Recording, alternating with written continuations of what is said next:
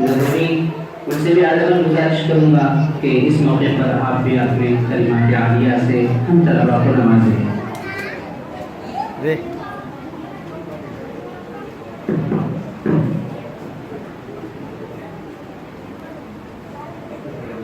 الحمدللہ رب العالمین والصلاة والسلام على أشرف الأنبياء والمرسلين وعلى آله وأصحابه ومن تبعهم بإحسان إلى يوم الدين.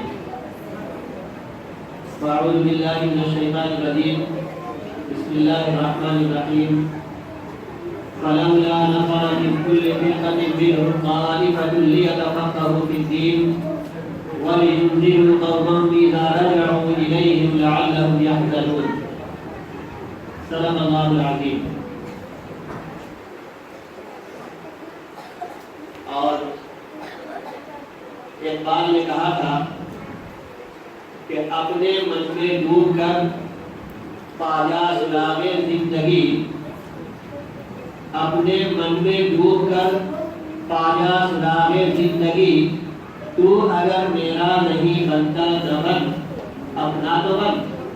اور پانی پانی کر گئی مجھ کو قلندر کی یہ بات، پانی پانی کر گئی مجھ کو قلندر کی یہ بات، تو جھکا جب غیر کے آگے نقد تیرا نمن. محترم حضرات، ابھی کافی دیر ہم آپ اپنے ننھے منھے بچوں کے پروگرام دیکھ رہے ہیں، سن رہے ہیں. میرا سوال صرف یہ ہے کہ کیا ہمارے یہاں آنے کا مقصد صرف بچوں کا پروگرام سننا، دیکھنا، تھوڑی دیر کے لیے خوش ہو جانا اور پھر اس کے بعد جو ہے بس، کیا یہی مقصد ہے اس کا؟ ہرگز یہ مقصد نہیں ہے. قرآن پاک کی میں نے جو آیت آپ کے سامنے ابھی پڑھی ہے، اس آیت کے اندر اللہ تبارک و تعالی نے مسلمانوں کو مخاطب کر کے یہ بات کہی ہے کہ فَلَوْلَا نَفَرَ مِن كُلِّ فِرْقَةٍ مِّنْهُمْ طَائِفَةٌ، یعنی مسلمانوں کی جماعت میں سے، مسلمانوں کی ہر گروہ میں سے، ہر طبقے میں سے، خواہ وہ تاجر ہو، وہ جو ہے کھلاڑی ہو، وہ معلم ہو، وہ کوئی بھی ہو، وہ بڑھئی ہو، اچاری ہو، کوئی بھی طبقہ، ہر طبقے میں سے فَلَوْلَا نَفَرَ مِن كُلِّ فِرْقَةٍ مِّنْهُمْ، ان میں سے ہر فرقے میں سے، ہر گروہ میں سے، ہر شعبہ حیات سے تعلق رکھنے والوں میں سے ایک جماعت نکل کیوں نہیں جاتی؟ کہا جا رہا ہے ایک جماعت جو ہے وہ نکل کیوں نہیں جاتی؟ اور کیوں نکل جائے؟ مقصد کیا اس کا؟ لِيَتَفَقَّهُوا فِي الدِّينِ، تاکہ وہ دین کی سمجھ حاصل کرے، دین کا علم حاصل کرے. اور پھر صرف دین کا سمجھنا، دین کا علم حاصل کرنا صرف یہ مقصد نہیں ہے کہ دین کا علم حاصل کر لیا اور سمجھ لیا اور بس بیٹھ گئے اپنے گھر پر، یہ نہیں، بلکہ یہ کہا قرآن نے لِيَتَفَقَّهُوا فِي الدِّينِ وَلِيُنذِرُوا قَوْمَهُمْ إِذَا رَجَعُوا إِلَيْهِمْ.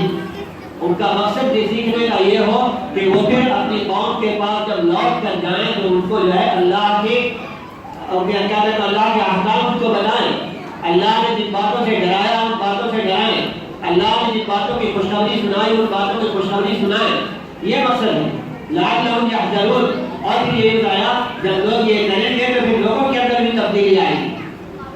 جو بات یہاں کہنی چاہیے تھی ہمیں، جو بات آپ سے کہی جانی چاہیے تھی اس وقت، ہمارے بچوں نے آپ کے سامنے کہہ دی. محمد عاصم منا نے عاصم گنگاولی نے آپ کے سامنے بہترین تقریر کی، بتایا انہوں نے کہ مدارس کا مقام کیا ہے، مدارس کی حیثیت کیا ہے، مدارس میں پڑھنے والوں کا مقام کیا ہے، پڑھانے والوں کا مقام کیا ہے، ان کی حیثیت کیا ہے. عاصم نے اپنی تقریر میں تمام باتیں جو ہے بتا دی. لیکن یہ ہماری سمجھ میں باتیں کب آئیں گی؟ باتیں اس وقت سمجھ میں آئیں گی جب ہم سنیں گے اس مقصد کے لیے کہ ہم اس کو سمجھیں، اس سے نصیحت حاصل کریں. مسلمان کو زندگی کس طرح گزارنی چاہیے، ان کے زندگی کے شب و روز کیسے ہونے چاہیے، اس کی رات کیسی گزرنی چاہیے، اس کا دن کس طرح سے گزرنا چاہیے. یہ بات محمد عرمان نے اپنی تقریر میں بتا دی، لیکن کیا ہم پر اس کا کچھ اثر ہوا؟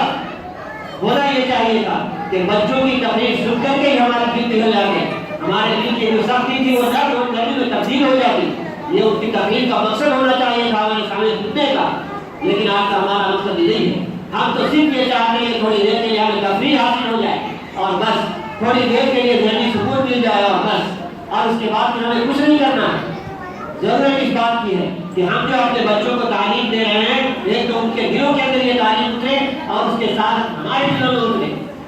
اور اس تعلیم کا فائدہ کیا ہے؟ تعلیم کا فائدہ ہمیں جو دنیا کے اندر نظر نہیں آئے گا.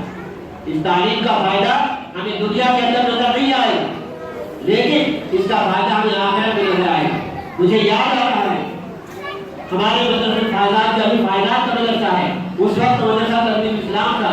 1984 اور 1985 کی بات ہے. ہمارے استادوں میں سے ایک استاد وہاں تشریف لائے تھے. انہوں نے اپنی تقریر میں ایک بات یہ کہی تھی کہ ایک بزرگ کا واقعہ ہے، میرے صاحب کا واقعہ یہ بیان کیا جاتا ہے کہ بچہ جو ہے انتہائی چھوٹا سا تھا، انتہائی چھوٹا سا بچہ، ابھی جو ہے اس نے اپنی زبان نہیں کھولی تھی، اس کو بولنا نہیں آ رہا تھا، اس کی زبان کھلی تھی، بالکل چھوٹا سا بچہ. لیکن اس کا باپ جس کی زندگی شراب میں، کباب میں، رنگریوں میں اور رقص و سرور میں، ناچ گانوں میں گزری تھی، اس کے باپ کا انتقال ہو گیا. جب باپ کا انتقال ہوا تھا تو چھوٹا سا بچہ جو ہے ماں کے پیٹ میں تھا، اور پھر جو بچہ جب پیدا ہوا، بچہ جو ہے پلا اور بڑا، تقریباً 2-3 سال 4 سال کا ہوا، اور ماں نے اس بچے کو جب لے جا کر اپنے معلم کے پاس اپنے استاد کے سامنے بٹھایا، استاد کے سامنے بٹھایا بچے کو، اور بچے نے اپنی زبان کھولی.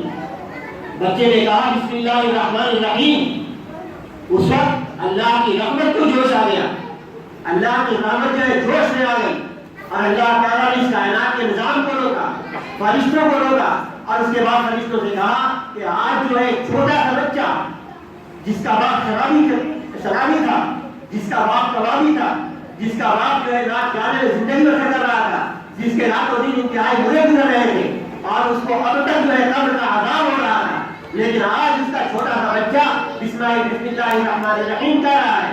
اس کی زبان سے اللہ کے رحمان الرحیم کی صفت کے الفاظ ادا ہوئے ہیں. تو میری غیرت اس بات کو گوارا نہیں کرتی کہ جو بچہ مجھے رحمان الرحیم کہہ رہا ہے اس کے باپ کو جو ہے قبر میں عذاب کیا جائے، اس کے قبر کے عذاب کو اٹھا لیا جائے. اللہ تعالیٰ نے فرشتوں کو حکم دیا اور اس کے قبر کا عذاب روک دیا گیا، عذاب اس کا عذاب ختم کر دیا گیا.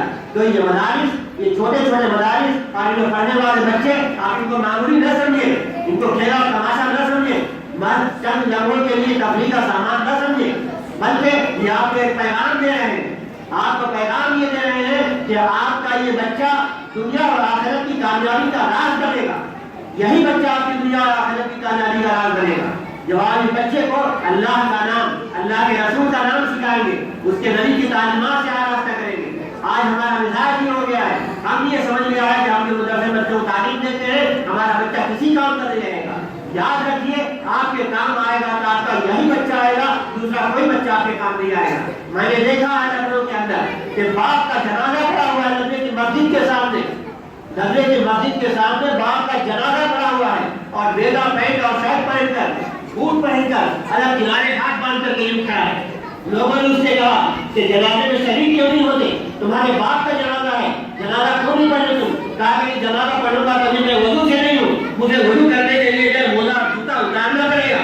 اس سے زیادہ کمنشینی، اس سے زیادہ بدبختی اور کیا ہوگی کہ باپ کی آخری خدمت جو کر سکتا تھا کہ کم سے کم باپ کی جنازے کی نماز پڑھتا اور اس کے لیے دعا مغفرت کرتا، وہ پینٹ اور شرٹ اور بوٹ پہن کر کے، اور وہ جو ہے جوتا پہن کر کے، شو پہن کر کے کھڑا ہے اور کہہ رہا ہے کہ میں باپ کی جنازے کی نماز نہیں پڑھ سکتا اس لیے کہ وضو کرنے کے لیے مجھے جوتا اتارنا پڑے گا. اس سے زیادہ بدنصیبی، اس سے زیادہ بدبختی اور کیا ہو؟ میرے دوستوں، میرے بھائیوں، میرے بزرگوں، آپ ان بچوں کو معمولی نہ سمجھیں، کم نہ سمجھیں ان کو. لکھنؤ کے اندر ہمارے محترم صاحب مولانا محب اللہ رانی صاحب اس وقت لکھنؤ یونیورسٹی سے ایک صاحب کو بھیجا گیا کہ آپ جائیے ندوے کے محترم صاحب کے پاس جا کر کے آپ انٹرویو لے کر کے آئیے.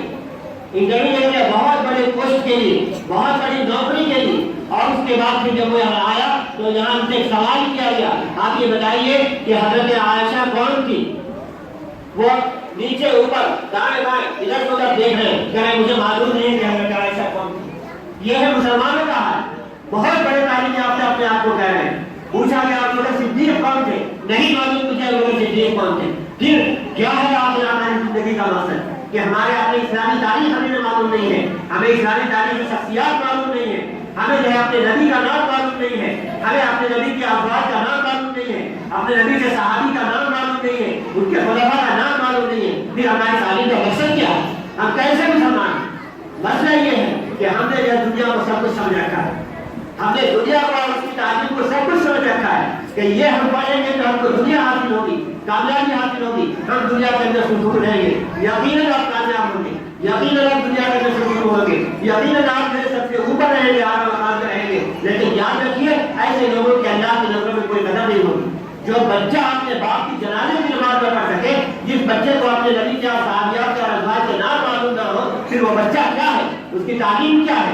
یہ تو دنیا کی چیزیں ہیں۔ اسی لیے میں نے ایک بات کا یہ شعر آپ کے سامنے کہا تھا کہ اپنے من میں ڈوب کر پاجا سنا ہے زندگی، صرف اپنے من میں نہیں ہے، من کا مطلب صرف اپنا دل نہیں ہے، جو بات ہمارے مودی جی کرتے ہیں من کی بات وہ نہیں ہے، اپنے من میں ڈوب کر یعنی اپنی پوری تاریخ میں ڈوب جاؤ، اپنی سیرت میں ڈوب جاؤ، اپنے نبی کی تعلیم میں ڈوب جاؤ، اپنے قرآن کی تعلیم میں ڈوب جاؤ، اور اس تعلیم میں ڈوب کر کے پورا زندگی کا مقصد پالو، زندگی کے مقصد جو محور ہے، مرکز ہے، وہ پالو، اپنے من میں ڈوب کر پایا سلا ہے زندگی۔ اور شاعر کہتا ہے کہ تو اگر میرا نہیں بنتا، یعنی شاعر کہ آپ نہ بنے لیکن اپنے قدم سے بنے، آپ کم سے کم یہ تو سوچ لیں کہ آپ اس دنیا میں نہیں آ رہا ہے، یہاں سے ایک دن جانا ہے، اس دنیا کو چھوڑنا ہے، آخرت کی راہ اختیار کرنی ہے، وہاں جانے کے بعد اپنی زندگی کے پورے اعمال کا حساب دینا ہے۔ جب ایسا کرنا ہے، ایسا ہونا ہے، پھر اپنی اس دنیاوی زندگی کے سامنے جو ہے آخرت کی زندگی کو آپ تباہ کیوں کر رہے ہیں؟ اسی لیے پھر نے کہا پانی کر گئی مجھ کو غلط کیے بعد تو جھکا جب غیر کے آگے جھکنے کا مطلب ہی یہی ہے کہ ہم نے اپنی چیزوں کو چھوڑ دیا، اپنی دولت کو چھوڑ دیا، اپنی ثروت کو چھوڑ دیا، اپنے قرآن کو چھوڑا، اپنی حدیث کو چھوڑا، اپنے صحابی کو چھوڑا، اپنے رسول کو چھوڑا، اپنے اولیاء کو چھوڑا، اپنے جو ہے مسلمان بھائیوں کو چھوڑا، اپنے بزرگوں کو چھوڑا، اور ہم نے دوسروں کے سامنے جو ہے گرائی پھیلا دیا، دوسروں کے سامنے ہاتھ پھیلا دیا ان کی تعلیم لینے کے لیے، اور اپنے آپ کو ان کے سامنے جھکا دیا ہم نے صرف دنیا کی عزت حاصل کرنے کے لیے۔ تو اقبال نے کہا پانی کر گئی مجھ کو غلط کیے بعد تو جھکا جب غیر کے آگے، نمن تیرا نمن۔ ہمیں چاہیے یہ کہ ہم جو ہے اپنی چیز سمجھیں اور اس کو حاصل کریں، اور حاصل کریں اس مقصد سے کہ ہماری دنیا بھی کامیاب ہو، ہماری آخرت بھی کامیاب ہو۔ اللہ تعالیٰ ہمیں اور آپ کو سب کو توفیق عطا فرمائے، اور ہم اپنے بچوں کی حیثیت کو سمجھیں، ان کے مقام کو پہچانیں، ان کے مرتبے کو پہچانیں، ان کے اندر جو جوہر چھپا ہوا ہے اس جوہر کو اجاگر کرنے کی کوشش کریں۔ اللہ ہمیں اور آپ کو سب کو اس کی توفیق نصیب فرمائے۔ وآخر دعوانا الحمد للہ رب العالمین۔ جزاک اللہ محترم حضرات۔